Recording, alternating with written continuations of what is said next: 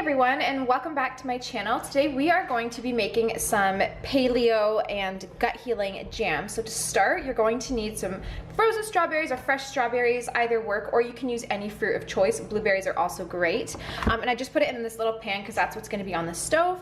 To sweeten it, if you want to make it Candida friendly, you can do stevia. I like this one here. Don't mind my baby in the background. This is the sweet leaf stevia from Sweet Drops from Sweet Leaf Stevia. This is better. Don't use the powdered stevia, as powdered stevia is very refined, and the sweet leaf Sweet Drops are just extracted from the leaf, so a much better option. If you don't want stevia and you're not doing Candida friendly, then you can definitely do honey. This is just some raw honey.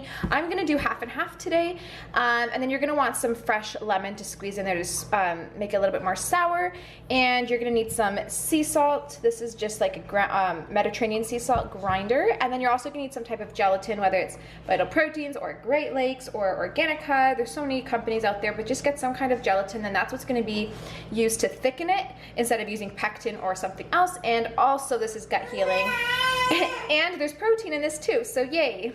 Also, back to the fruit for a second. If you are doing jam for the Candida diet, I highly suggest using blackberries, or even like a combo of blackberries and cranberries, or maybe blackberries and strawberries, but don't use like too very sweet fruit because that will feed your Candida. Blackberries are okay if you're using it in moderation. So if you add stevia to this with the blackberries, that'll be a good option for the Candida diet. So I'm pretty much gonna add all of this in here. The the amounts will be in the description box below. So go in there and check it out. I'm just gonna add all of the ingredients in this bowl or in this pot, and then I'm gonna take it to the stove. Alright guys, I brought it over to the stove. You can see here is just a little bit of honey. I did about, in this specific one, about 1 teaspoon of honey for the whole batch, but you can just do no honey, and then just let it sit on the stove. Everything is frozen right now, so it's going to take a second. You can also see the gelatin in there. We're putting just a small amount of gelatin because you don't want it to be like jello. You want it to just be more like chunky.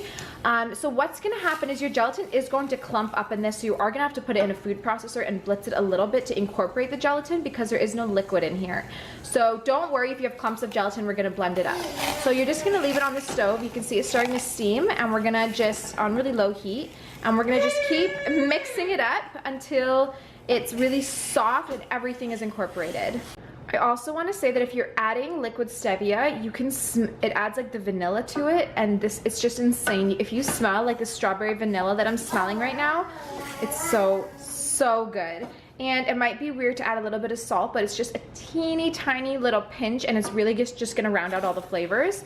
So I would recommend adding it, but you can definitely leave out the salt if you don't want to add any sea salt. Alright guys, you can see it's really getting nice and juicy now, so this is what you want. They're not fully defrosted yet, but what you're gonna want is to see it slightly simmering and all of these to be mushy. That's when you can take it off. I'll show you what it looks like when it's done, but it's definitely getting there, and it smells so delicious. I'm starting to smell the strawberries, and I would love to just make some strawberry shortcake right now. It smells so good.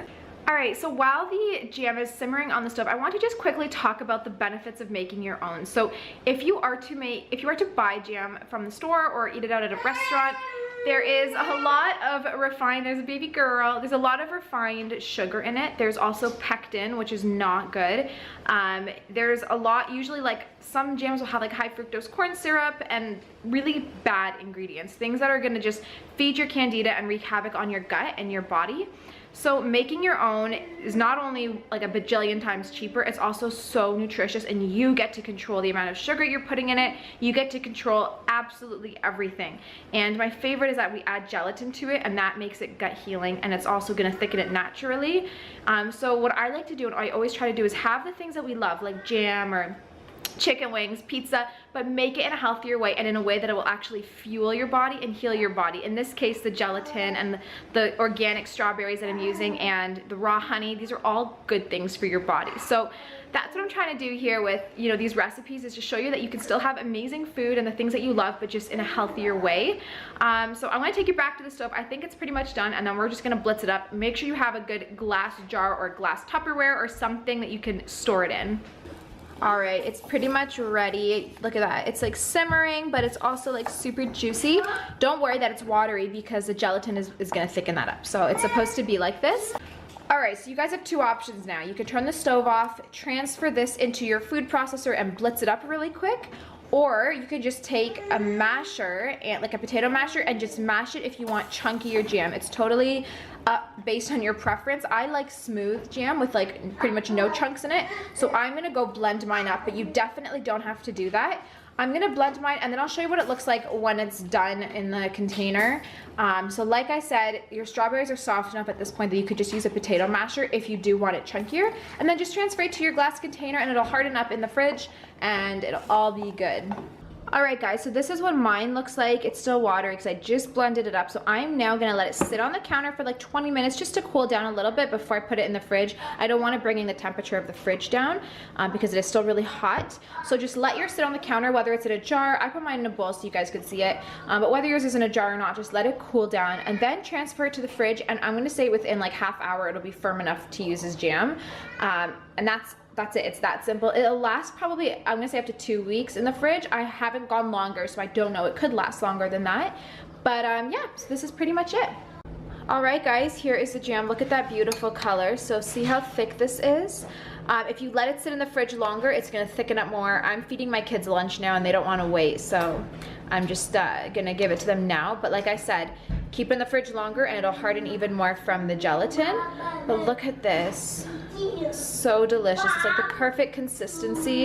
It tastes amazing. Oh my gosh, this is the best jam I've ever had. So I hope you guys make this recipe. Thank you so much for watching and I will see you in my next one. Bye.